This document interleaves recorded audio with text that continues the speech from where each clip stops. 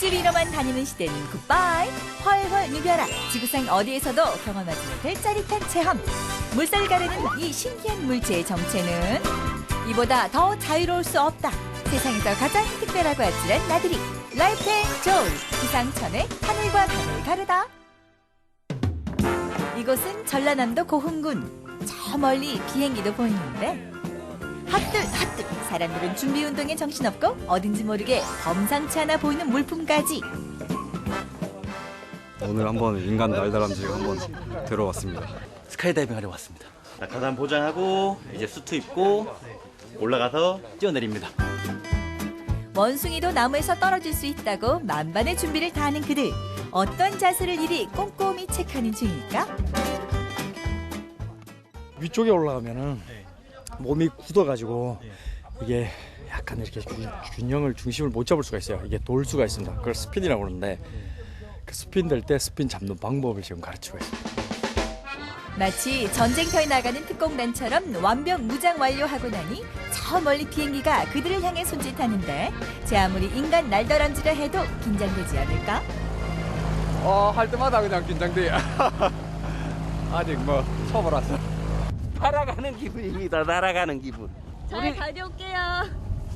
안녕. 주사위는 던져졌다. 긴장감을 가득 안고 비행기에 탑승 완료.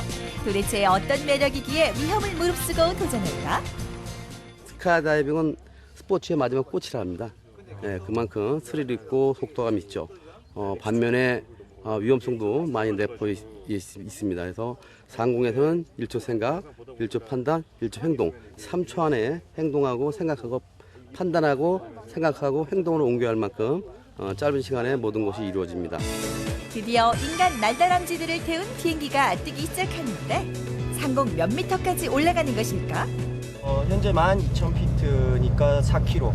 4kg요? 예, 4,000m. 그러니까 2.5km 정도를 떨어지고 1.2에서 1.5km 남아 있는 곳에서 이제 낙하산을 개방하는 거죠. 대략 낙하산을 펴기 전까지 한 45초에서 50초 정도 시간이. 50초요? 예. 단 1분간의 중력 이탈 여행을 위해 해발 4,000m의 상공까지 올라가는 데는 약 15분. 어느 때보다 긴장감이 바짝 돌아 보인다. 어느새 문이 열리고 코앞에 펼쳐진 아찔한 광경에 제작진 카메라가 더 놀랐다.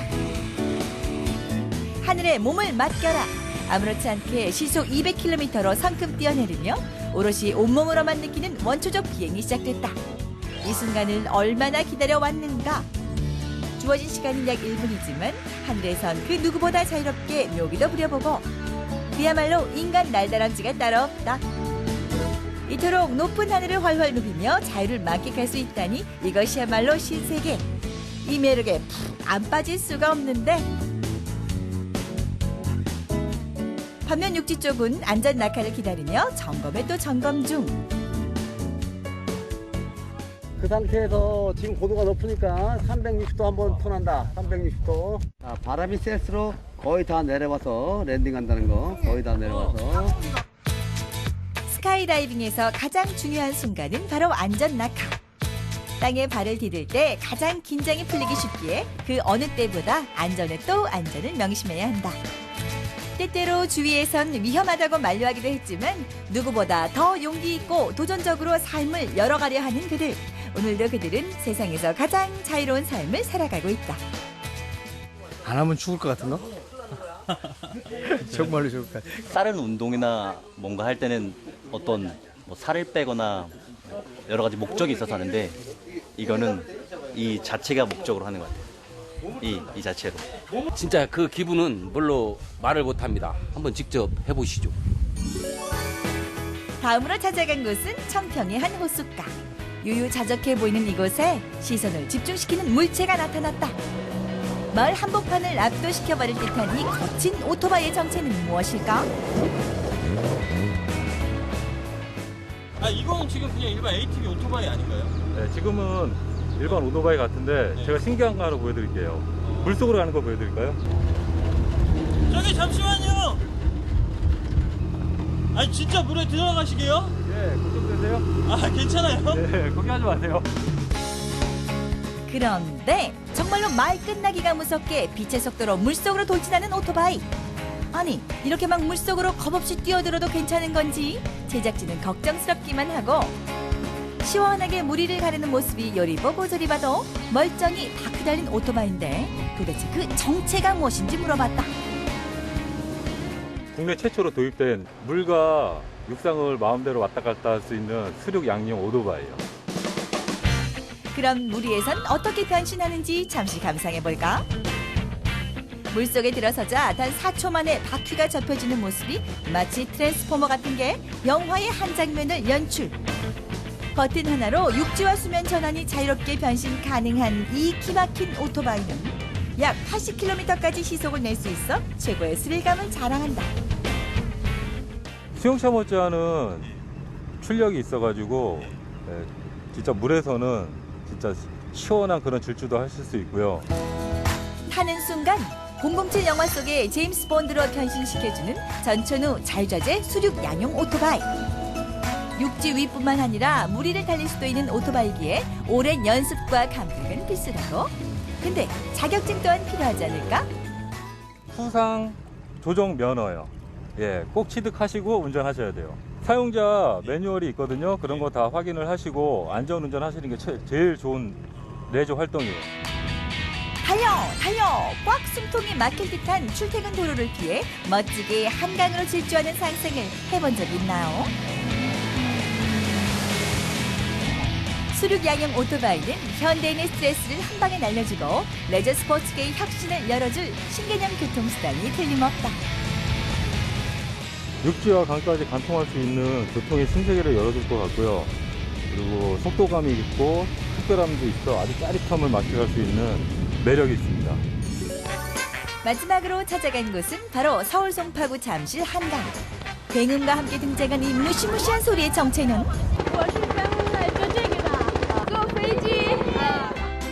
바로 한강에 출연한 헬기. 아니 근데 헬기를 일반인이 탈 수 있다고요? 단순한 버스로 여행을 하는 게 아니라 서울 하늘을 한눈에 바라볼 수 있도록 헬기로 여행 관광을 하는 것입니다. 헬기 탑승에 앞서 구명조끼 착용은 필수라는데 더 놀라운 건 마치 공항처럼 보안 검색까지 하고 있다. 보안 검색입니다. 네네. 흉기라든가 사진 촬영이 안 되기 때문에 카메라나 휴대폰도 갖고 타실 수가 없고요. 보안 검색까지 탑승 준비가 완료되자 설렘 반 흥분 반 기대 반으로 날아오르는 헬기. 길을 잃지 않기 위해 내비게이션을 따라 출동. 높게만 보이던 빌딩을 저만치 발밑에 두고 하늘을 나르니 감탄은 절로 나지만 승객의 목숨이 달려있는 헬기 운전이다 보니 조금이라도 방심은 금물이다. 관광하시기 편하게 속도는 한 120km 정도, 그래서 고도는 이제 지상에서부터 한 200m에서 300m 그 사이로 왔다 갔다 하고 있습니다. 이제 뭐 서울 시내의 그 유명한 건물들 뭐 아니면 도로, 다리 이런 것들을 위에서 한눈에 이렇게 볼 수 있다는 게 굉장히 기분이 좋죠. 서울 아무나 이렇게 볼 수 있는 광경이 아니지 않습니까? 300m 상공에서 바라본 한강은 그 어느 때보다 눈부시게 빛이 나고 이 기막힌 절경에 모두들 창밖으로 시선이 고정됐다. 汉江风景真的很美，有机会一定要来这里玩，非常漂亮，很棒啊！就是和在下面看到的很不一样，很好。 걸리버 여행 같은 이 헬기 투어의 매력은 바로 잠실과 무역센터 그리고 여의도 코스를 한눈에 감상할 수 있다는 것. 하늘 아래 풍경에 가슴까지 확 트인다. 就我觉得这次旅行有这个坐直升机的项目，我觉得还是挺有意义的。然后在高空可以俯视整个，就是首尔的山顶靠阳东大门。 여기서 끝이 아니다. 잘 나가는 커플들은 헬기를 타고 데이트를 즐긴다는데 이것이 바로 21세기형 신개념 데이트 코스. 근데 눈빛이 예사롭지 않은 남자. 무언가를 준비하듯 주머니에서 꺼내고 처음 순간 당신이 제 감쪽이란 것을 알았습니다. 오늘 이 자리에서 제 진심을 다해 고백하겠습니다. 수진아 사랑한다. 오빠랑 결혼해줘. 프로포즈 반지야. 앞으로 이쁜 사랑하자. 사랑한다. 감동한 여친. 생각지도 못한 프로포즈 이벤트에 눈시울이 뜨거워진다. 지상에서는 할 때는 그런 거 몰랐는데 너무 긴장되고 무섭고요. 또 뜻하지 않게 이게 너무 낭만적이어서 좋았습니다. 개념 파괴. 코앞에 펼쳐진 푸른 하늘에 온몸을 맡길 수 있는 시대가 왔다. 지구상에서 가장 새롭고 아찔한 체험. 오늘도 그들의 일상은 그 어느 날보다 반짝인다. 무엇을 상상하든 그 이상을 맛볼 것이다. 상상 그 이상의 별미를 찾아라. 달인의 맛집은 달라도 뭔가 너무 다르다. 결코 흉내낼 수 없는 빠른 손, 백발백중 정확한 손기술. 손에서 우러나온 그 깊은 맛, 감히 누가 따라할 수 있으랴. 신의 경지에 오른 손기술 달인들, 그들이 만들어내는 맛이 궁금하다. 오우 미스 코리아, 손기술 달인의 맛집을 찾았어. 제일 먼저 달려간 곳은 경상남도 하동군의 섬진강. 매년 이맘때쯤이면 참 희한한 광경을 목격할 수 있다는데, 섬진강 상류에 몸을 맡기고 유유히 잠수 중인 저 남자, 대체 뭐하는 시츄에이션인지 알 수가 없다. 가만히 지켜보니 갑자기 손을 탁 잡아당기는데, 아 고개 좀 들어봐요. 말 좀 해봐요. 지금 뭐 잡고 계시는 거예요? 은어 잡습니다. 은어. 은어요? 예. 바로 하동 제1의 은어 잡기의 달인이 되시겠다. 유난히 빨리 헤엄치기로 알려진 이 은어. 그런데 대체 어떻게 한 번에 잡는단 말인가? 고기를 보고 고기를 쫓아서 내가 원하는 쪽으로 몰아가지고 이걸로 잡는 겁니다.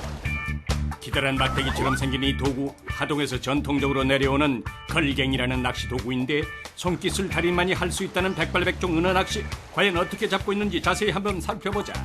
잠수를 해서 물속을 사사시 살피는 이명재 달인. 은어가 눈에 띄자 손을 뻗는다. 어김없이 걸려든 은어. 몇 초 만에 벌어진 실제 상황. 괜히 손기술의 달인이 아닌가 보다. 낚였네 낚였어. 가장 신선한 상태로 잡아야 그게 바로 달인이지. 섬진강 은어입니다. 금세 꽉 채운 어망. 이런 달인도 처음은 어려웠다. 처음 할 때는 한 마리도 못 잡죠. 한 마리도 못 잡았죠. 이거 계속 배우고 연습하고 또 해마다 잡고 이러니까 지금은 이제 잘 잡게 된 거죠. 이제. 섬진강 상류에 돌고래 한 마리가 떴구만. 사람이 아니라 물고기 같은 자태로 유유히 잠수를 한 후 걸갱이를 잡아당기면 오케이. 그의 소리는 어김없이 은어가 걸렸다. 놀라워라. 근데 대체 어디에 줄을 건 건가요? 배나 머리에 걸리면 고기가 죽습니다. 그 이제 등에 걸어야 상처를 적게 받고 그 고기가 살 수 있죠. 산책 나온 사람들 그냥 지나칠 수 없게 만드는 달인의 기똥찬 솜씨. 돈 주고도 못 보는 광경에 절로 카메라 셔터 누르게 되고. 크다 커. 찌잡는 거. 신기한데요. 근데 실력들이 대단하시네. 옛날에 시골에서 뭐 고기 맨손으로 고기 잡던 그때 생각도 나고 참 신기합니다. 이제 본격적으로 은어 요리를 맛볼 차례. 먼저 수족관에 은어를 쏟아붓고 신선한 상태를 유지시켜준다. 아따 싱싱하고만. 이맘때쯤 먹어야 딱 제맛이라는 은어. 어떻게 요리를 해먹나요?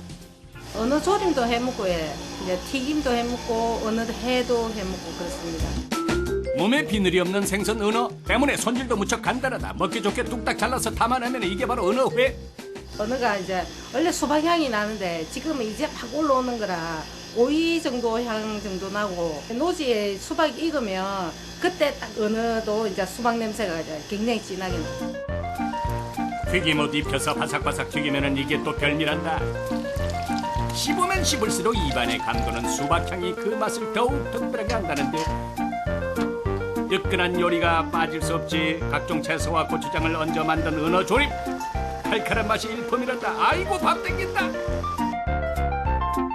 푸짐한 은어 한상 차림. 이제 맛있게 먹을 차례다. 몇째 씹어 먹어도 버들버들 연하다는 은어. 먹지 않고 그 맛을 감히 어찌할 수 있으냐. 일단 대리만족이라도 하기에 소감 좀 말씀해 주세요. 아따 궁금하네. 입에서 살살 녹아요. 그냥 배가 연하고 부드럽고 참 맛이 있습니다. 바다의 향기가 진하게 나는 경상북도 포항시.